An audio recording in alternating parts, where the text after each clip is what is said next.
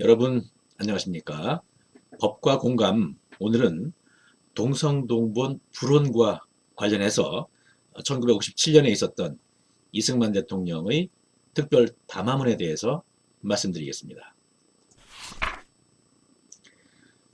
우리 민법 제정 과정에서 가장 치열하게 논쟁이 됐던 주제가 바로 이것입니다. 그러니까 금혼의 범위를 동성동본으로 하느냐, 이렇게 넓게 보느냐, 아니면 8촌 정도로 좁게 보느냐, 이 문제였습니다. 이 문제가 국회에서 오랜 기간 동안 논쟁이 됐고 급기야 사회 분열의 양상에까지 이르게 되었습니다. 그래서 57년 11월 18일 대통령은 특별 담화를 발표하는데, 이 담화의 취지는 뭐냐면은 동성 동본 혼인 금지 쪽으로 해야 된다라고 하는 내용이었습니다. 이러한 담화가 있고 나서 민법 심의 이 속도가 빨라지게 되는데, 그래서 57년 12월 5일 날 민법 원안, 그러니까 민법 원안은 동성동본 불원이었습니다. 이것을 표결에 붙이게 되는데요. 그 결과는 106명 중에 찬성이 90명, 기권이 16명, 그리고 반대는 없었습니다. 장경근 의원은 근친혼 금지를 강력히 주장을 계속했었거든요. 근데 이 장경근 의원조차도 부표를 던지지 않았습니다. 이것은 이승만 대통령과의 각별한 관계 때문에 그것을 배려한 것으로 추정이 됩니다. 자, 그러면 지금 말씀드린 이 대통령 특별 담화문의 내용을 보도록 하겠습니다. 제목은 이게 제목이고요. 우리나라는 옛적부터 개명한 민족으로 삼강오륜의 도리를 지켜서 예의지국으로 추앙을 받았었는데, 우리가 아이적부터 배워온 것은 천지지간에, 그리고 만물지중에 오직 사람이 가장 귀하다라고 하는 것이고, 이것은 우리 인간은 짐승과 달라서 도덕을 아는 까닭이다, 이렇게 얘기를 해요. 계속해서 짐승은 무슨 방한 없이 그저 섞여 살지만, 사람은 윤리가 있어서 규례를 따라 그 범위 내에서 행동하는 것이고, 특히 계명한 사람들은 서로 섞여 살아도 도리로서 구별을 해서 지내오는 것이다. 남녀가 혼인하는 것도 규례를 따라서 해야 되는 것인데, 특별히 우리나라에서는 이 문제에 대해서 동성동본은 혼인을 못하게 하는 것으로 지켜왔다, 이렇게 얘기를 합니다. 이제 계속됩니다. 그뿐만 아니라 인류의 생산에 관계되어서도 같은 성과 같은 본을 가진 사람들이 섞여 혼인하고 보면 그 백성이 점점 퇴화되어서 사람이 잘고 조잔해지고 생물학상으로도 해로운 것이기 때문에, 그 방면으로 해서도 동성동본끼리는 혼인을 하는 것이 나쁜 일이다, 이렇게 얘기를 합니다.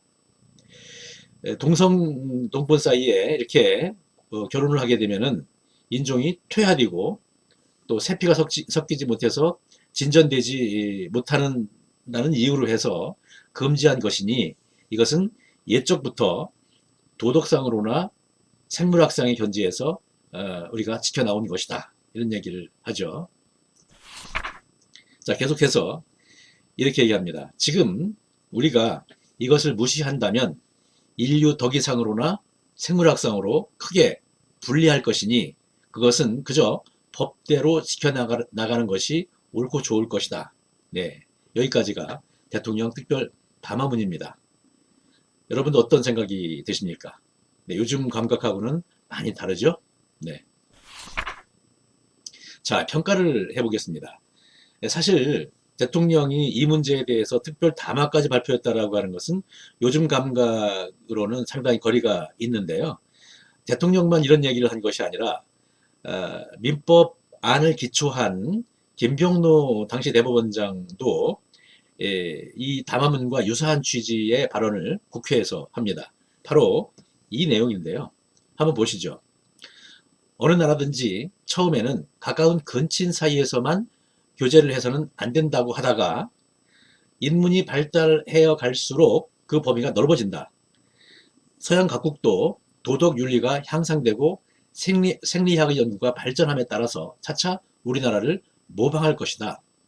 그것이 100년 후가 될지 200년 후가 될지 몰라도 지금 서양이 과학 문명으로 보면 우리보다 우수하지만 인류의 기초적 문화에 있어서는 우리가 더 높다. 이렇게 발언을 합니다. 우리 현재 관념과는 상당한 차이가 있죠. 네. 민법 제정 과정에서 앞에 말씀드린 바와 같이 이 주제는 매우 뜨거운 경론의 대상이었습니다.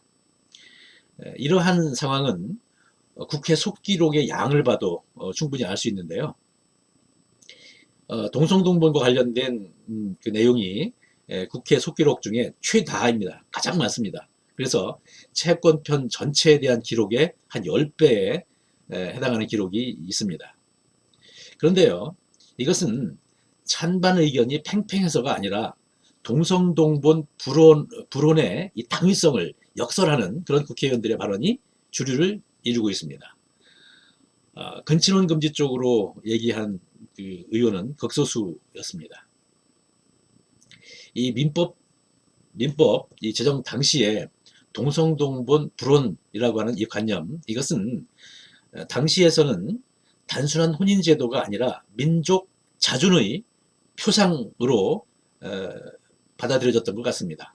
즉 동성동본 불혼 관념은 당시 사회의 지배적 관념이었다.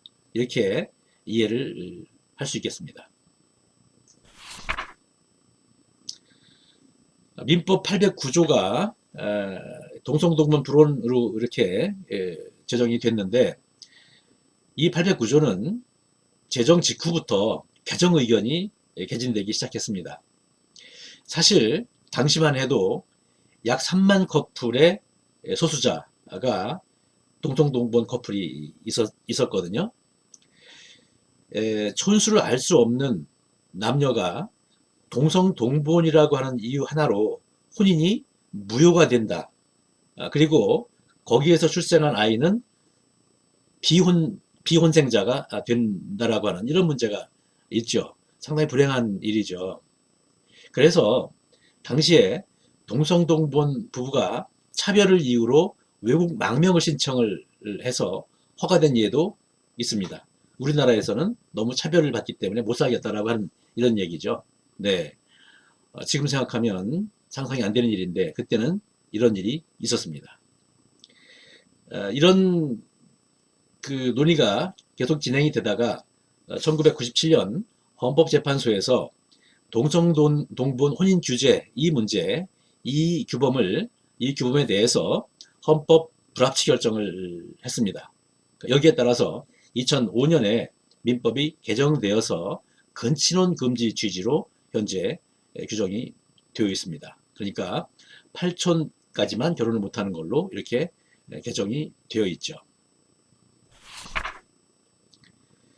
사실 우리가 지금 시각으로 보면은 동성동본 불혼이라고 하는 이것은 인간의 존엄, 행복 추구권과 같은 이 헌법 이념에 반하고 또 평등의 원칙에 위반되는 것이죠. 민법 제정 당시에 동성동본 불혼에 관한 대통령의 담화 그리고 대법원장의 발언들을 현재 시각으로 이렇게 단순하게 재단하는 거 이것은 적절하지 않습니다. 그리고 현재의 잣대를 그대로 해서 과거를 재단하는 거 이것은 경우에 따라서는 위험할 수 있습니다. 제가 드리고 싶은 말씀은 뭐냐면 가급적 그 시대는 그 시대의 눈으로 바라보려고 하는 그런 포용적 시각이 필요하지 않나 이런 생각입니다. 네, 오늘 이야기 여기까지입니다.